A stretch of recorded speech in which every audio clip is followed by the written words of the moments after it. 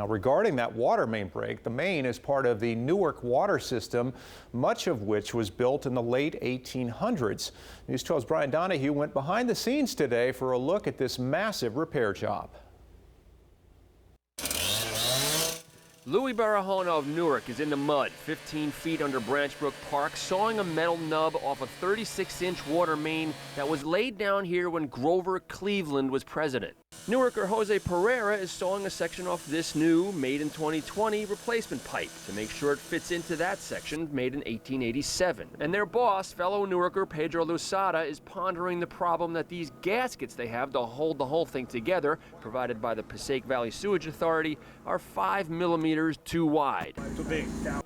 That may sound like nothing for a pipe this huge and part of a system that pumps millions of gallons a day, but everybody here knows all too well just a few millimeters can mean disaster. That's what struck here at this spot 2 weeks ago when this water main broke on one of the hottest days of the year, turning this road into a river and causing thousands of Newark residents to go without water for a day or so.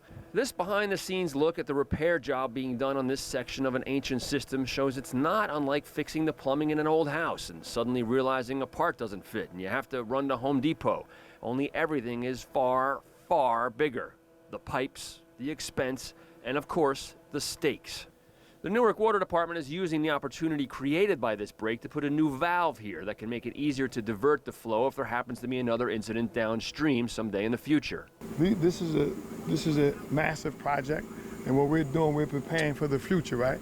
We're putting an isolation valve in place for if any future breaks, we'll be able to, hopefully never have to use it, but if we wanted to use it, we can use this valve quicker and really isolate the system and divert water and pressure quicker. This valve had to be shipped in from Texas, so yeah, my Home Depot run analogy really falls short.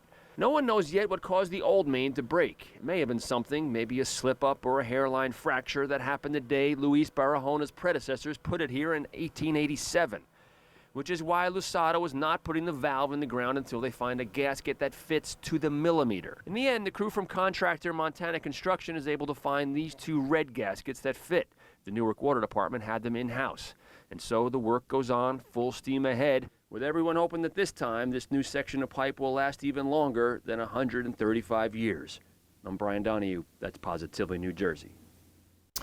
The city, by the way, will soon be seeking bids for a new project that will replace 150,000 feet of water mains every year.